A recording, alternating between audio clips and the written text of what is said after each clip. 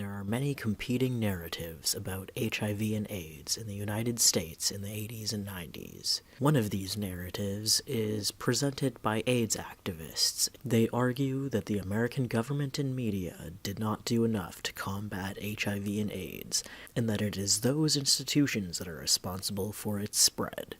We're here because this government has the resources to deal with the AIDS epidemic, and they won't do it unless we force them. We are dying not only because of a virus, but we are also dying because of government neglect. A very different narrative is presented by Steven Crowder in his video, Hoax, the AIDS Epidemic That Never Happened. In it, he argues that the government and media did too much to fight AIDS and that it was actually people with AIDS that were responsible for its spread. Well through the 1990s, funding continued to soar for the entirely preventable disease while countless Americans, including millions of children, died of diseases helplessly, entirely out of their control with actual mortality rates. David France describes the 80s and 90s in the United States as the plague years of the epidemic. And those New Yorkers were all seized from very small pockets of the city. If you knew one person who died in the plague years, you knew a dozen, or 24 or more. Steven Crowder, on the other hand, refers to HIV and AIDS as the silent non-killer many times throughout his video. No one was safe from the silent non-killer that is AIDS. AIDS, oh no! Setting the stage for the silent non-killer AIDS. In the moment, everyone believed the silent non-killer AIDS to truly be an epidemic, to easily avoid the silent non-killer. In this series, I'll try and demonstrate which of these narratives comes closer to the truth.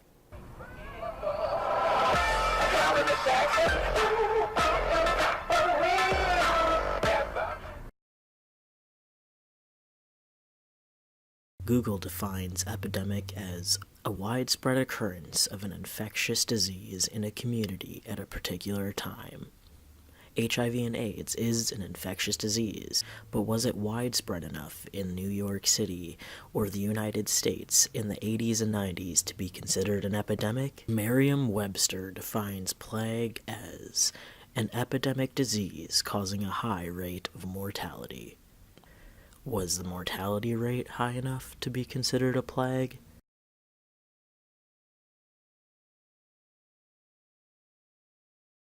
One easy way to answer this question would be to compare HIV and AIDS in the 80s and 90s to another disease we all agree was an epidemic. This paper on polio contains the following paragraph. Quote, "Large epidemics spread across the United States and Europe in the first half of the 20th century. In the United States in the summer of 1916, over 27,000 persons were reported to have been paralyzed, with 6,000 deaths. In New York City alone, more than 9,000 cases and more than 2,000 deaths were recorded." Let's compare these figures to the silent non-killer AIDS. A large epidemic of polio saw 2,000 deaths over one summer in New York City. If we look at the figures for AIDS in New York City, we find that 7,400 people died of AIDS in New York City in 1993, or 2,500 every 4 months, or 1,900 every 3 months. And this is assuming that the death toll was the same every month of the year. The 2,000 polio deaths seem to be describing a particularly bad season.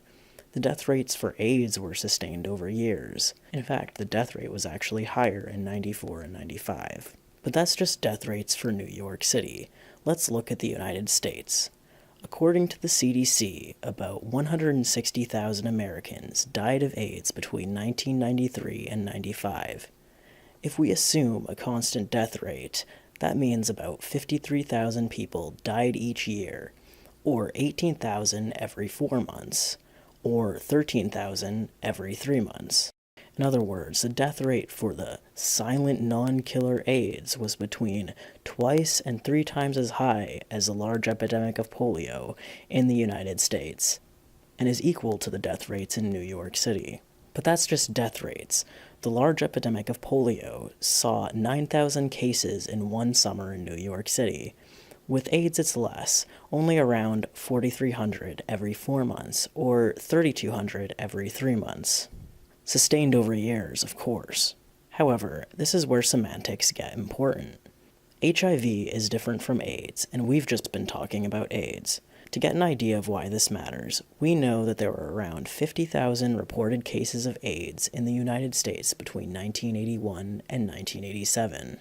The estimated number of people living with HIV in the US in 1987 was 560,000. In other words, there were literally 10 times as many people with HIV than there were people with AIDS. So maybe the number of people who contracted HIV in a single summer in New York City is comparable to the 1916 polio epidemic. I was also able to find estimates of how many AIDS cases were diagnosed in the USA between 81 and 87, and the number of AIDS cases in New York City per year. The cumulative number of AIDS diagnoses in New York City from 1981 to 1987 is about 1/3 the number of AIDS cases in all the USA. The CDC estimates that around 130,000 Americans contracted HIV in 1985. If we assume that 1/3 of those were New Yorkers, we can guesstimate that around 43,000 New Yorkers contracted HIV that year, or 14,000 every 4 months, or 11,000 every 3 months. That's a guesstimate that requires some assumptions, but it's the best I can do. To summarize, a large epidemic of polio saw 2,000 deaths over a summer in New York City. The silent non-killer AIDS matched that number every season of the year for 3 years. A large epidemic of polio killed 6,000 Americans over a summer, while the silent non-killer AIDS killed double or triple that amount, again, every season of the year, 4 years. A large epidemic of polio saw 9,000 cases in New York City over one summer, while the silent non-killer AIDS only saw around 3,000 to 4,000 new cases a season from 93 to 95.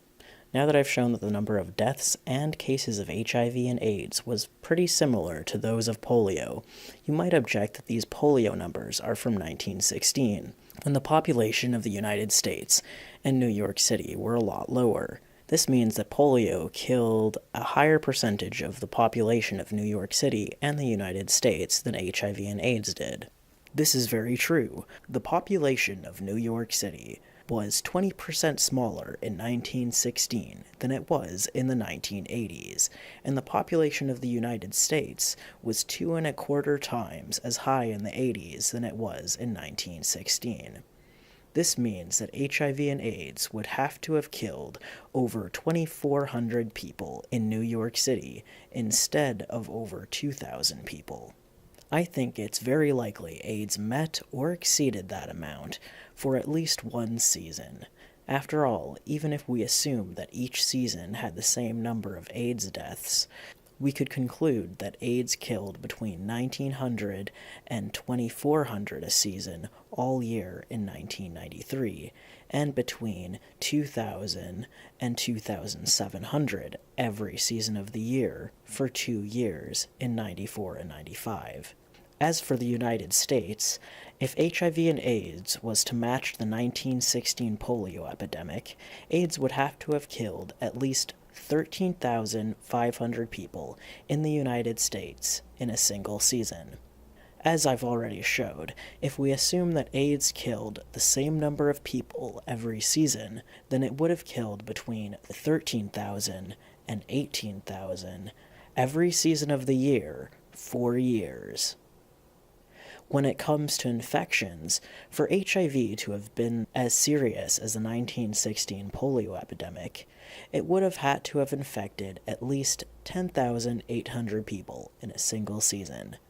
As I've already shown, in 1985, if we assume each season had the same number of HIV infections, HIV would have infected over 14,000 people per season all year that year. In conclusion, the number of deaths and cases of HIV and AIDS in the United States in the 80s and 90s are comparable to or exceed the 1916 polio epidemic, even when taking into account the increased population. I have this tradition.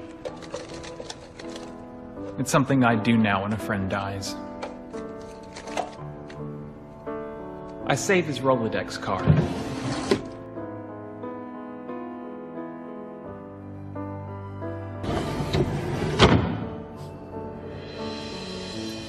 Last year I had 5 cards. Now I have 50.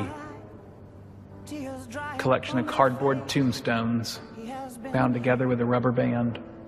Brothers lie in shallow graves, fathers lost without a trace, a nation blind to their disgrace since he's been here. Plague! We are in the middle of a fucking plague!